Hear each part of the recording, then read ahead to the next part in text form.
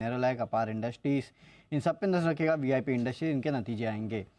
D6 system 6 महीने की जो प्री लॉक इन पीरियड है जो वो आज ख़त्म होने वाली है, तो उसके चलते जो एंकर इन्वेस्टर्स है हो सकता है वो बेचने आए। इसके अलावा गो फर्स्ट पे नज़र रखेगा। एनसीएलटी जो है 2 इंसॉल्वेंसी पिटिशंस जो है उसकी सुनवाई आज करने वाली है। साथ ही साथ स्पाइस जेट एनसीएलटी में यहाँ भी हियरिंग है, यहाँ पे भी कुछ इंसॉल्वेंसी पिटिशंस है करीब 4 करोड़ के आसपास की, उसकी सुनवाई होने वाली है। तो एविएशन स्टॉक्स पे नज़र रखेगा। अब ब्रिटानिया इंडस्ट्रीज नतीजे आए हैं। नतीजे ऑपरेशनली अच्छे क्योंकि मार्जिन्स कंपनी के बढ़ के आए हैं 15.5% से बढ़ के 19.9%। रेवेन्यूज़ 13% बढ़े हैं। मुनाफा 48% के आसपास बढ़ के आया, जो कि अनुमान से बेहतर है।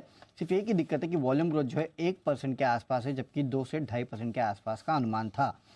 कोल इंडिया काफ़ी सारे एडजस्टमेंट है। सबसे बड़ा एडजस्टमेंट तो 5,870 करोड़ के आसपास का वेज रिवीजन का है। उसको अगर आप हटा दें तो फिर भी मार्जिन्स बढ़े हैं, लेकिन अगर बिना एडजस्टमेंट के देखेंगे तो घटिया नतीजे हैं, जहाँ पे मार्जिन्स 28% से गिर के 18% पे आए हैं। आय 17% बढ़ी है, मुनाफा 17% गिरते हुए नजर आया है, और कंपनी ने 4 रुपये प्रति शेयर के डिविडेंड का ऐलान किया है। इसके अलावा एफएनओ में मैरिको के रिजल्ट्स आए जो कि इनलाइन है। रेवेन्यूज़ 4% बढ़े हैं, मार्जिन बढ़ के आए 16% से बढ़ के 17.5%। मुनाफे में 19% का बढ़ोतरी है। डोमेस्टिक वॉल्यूम ग्रोथ जो है 5% के आसपास सही है, 5% का ही अनुमान था। और पिरामल एंटरप्राइजेस मिक्स नतीजे हैं क्योंकि यहाँ कंपनी ने घाटा किया 196 करोड़ का M2M लॉस हुआ है श्रीराम के इन्वेस्टमेंट पे 375 करोड़ का, उसके चलते घाटा है। लेकिन एनआई भी 4% गिरा है। ग्रॉस एनपीएस कम हुआ है, लेकिन नेट एनपीएस जो है इस कंपनी के बढ़ के आए हैं। रिटेल AUM 49% बढ़ा है। टोटल AUM में 1.8% की गिरावट है क्योंकि कंपनी का जो होलसेल AUM है 33% गिर के आया है। कंपनी ने 31 रुपये प्रति शेयर के डिविडेंड का ऐलान किया है।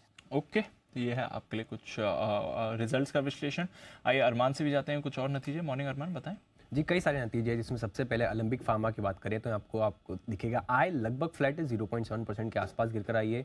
मार्जिन्स अच्छे खासे इंप्रूव होकर आए, 11.3% से बढ़कर 15.1% पर आते हुए दिखे। और मुनाफे में भी आपको अच्छा उछाल दिखेगा, 22 करोड़ से बढ़कर लगभग 153 करोड़ के आसपास जो है आते हुए दिखे हैं।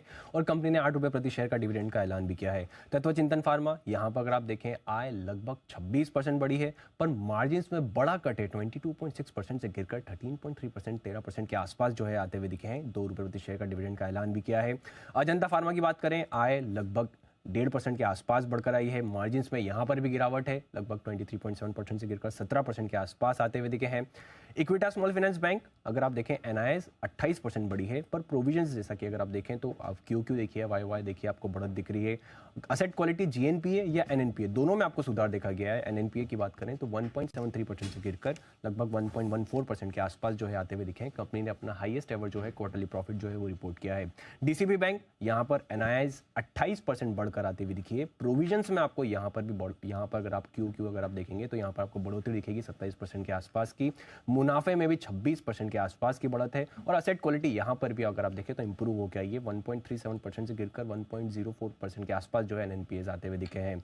उसी के साथ साथ बैंक ऑफ इंडिया की बात करें, नतीजे बढ़िया दिख रहे हैं। एनआईएस लगभग 38% के आसपास बढ़कर आई है। निम्स की बात करें, दोनों इंप्रूव हुए हैं, ग्लोबल ले लीजिए या डोमेस्टिक ले लीजिए, दोनों इंप्रूव हुए हैं।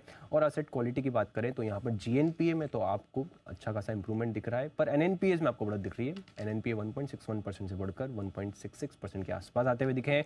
और अंत में गुजरात अंबुजा एक्सपोर्ट्स, यहाँ पर अगर आप देखें आय तो लगभग 14% के आसपास बढ़ी है।